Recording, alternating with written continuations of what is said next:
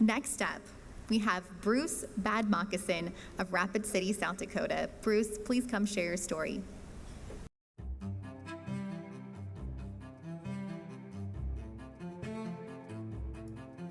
Bruce Bad Moccasin's 30-year career dedicated to building a stronger tomorrow started with building roads in 1977.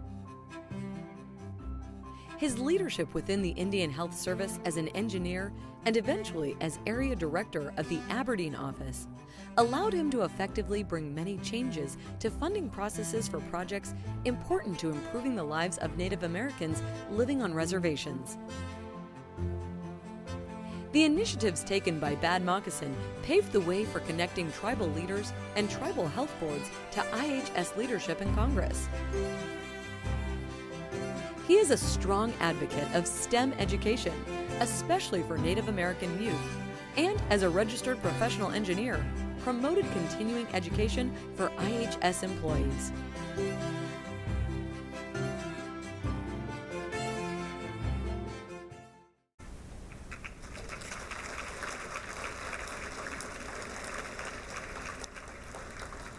My name is Larry Simonson, and I've been a friend of Bruce's for about 56 years. And Rita and Bruce asked me to say a couple of things for him. I'm not sure if many of you are aware, but Bruce had a very, very severe stroke 18 and a half years ago. After that, he couldn't even say anything. The first words out of his mouth were about like a one-year-old child. And he didn't know who he was. He didn't know his wife. He didn't know his children. And one story I heard is that he kept asking, who was this one lady here? Is that my sister? No, it was his wife, because she was staying there and she was sleeping there, and Bruce was very confused. So when he went to therapy, Rita took him to therapy. She not only took him to therapy, she went to the therapy lessons with him. And she learned what the therapist was doing. And then she repeated that in the evening, repeated. So Bruce got a full dose of therapy for a full year, and he's doing real well now, but he just wanted me to share that with you so you can understand. Sometimes his words don't come out quite the way they're supposed to. I wanted to share a little bit of a story. His basketball teammates are here tonight. There's 4 of them here. Some of them haven't seen each other for 50 years, and so they're really enjoying this time together.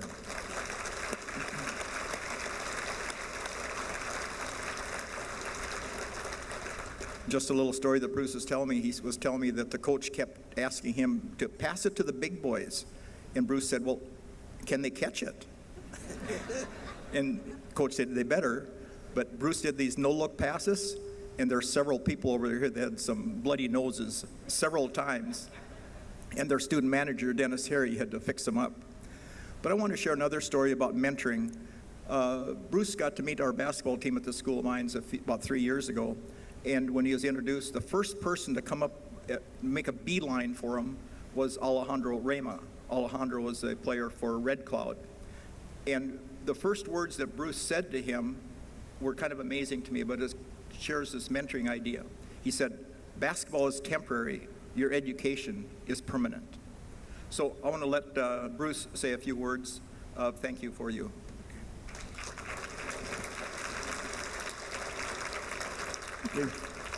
Well, thank you, Larry. And I want to thank all the friends, relatives, college people, Hall of Fame, staff, board. And I want to ask the people that helped this honoree. And I was surprised I was there or not. I've been out of work for about 20 years now. And so asked me to come over there, and I said, well, I'll look through the boxes. I'll look at all my stuff. And the table, I found them. Now, on the table, people that I asked for my parents when they meet from Pierre. They had eight kids. Of course, at the time, I was the youngest at the time. In the 1950s. And I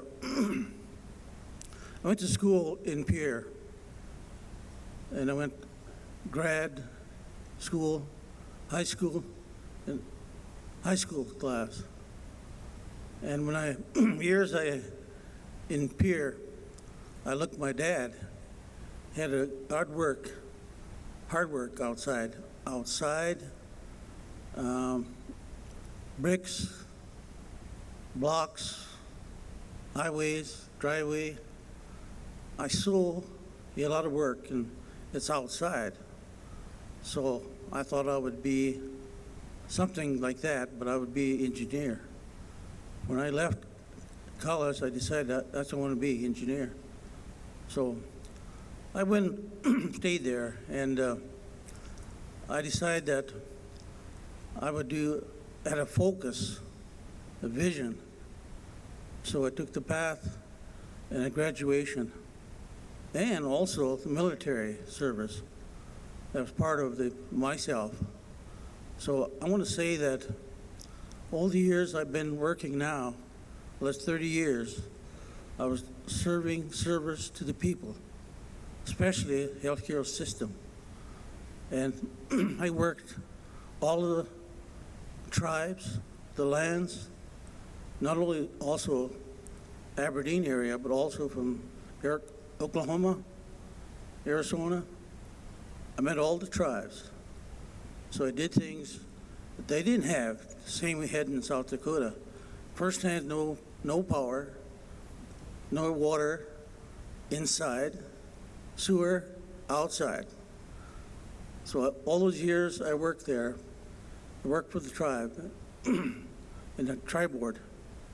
And I did that for them. It wasn't for me, it's for them. So what I did that I would look to the young people now today to think about what they're going to do for the state. This state, a lot of offer for everybody. They got the wind, the sun. You can go that now for power. You got the river. Some states don't even have water, but we got it. So we got time to go for it now. So the kids go to school and do that. Hopefully they'll stay in South Dakota and do that, which I did. I did most of my job in South Dakota. And I'm really, especially for the Native people. That's I wanted to think that and ask this honor, not just for me, it's the community, the state, the family, and my wife, Rita, and the kids and grandkids as they go forward from here, beyond that. Thank you.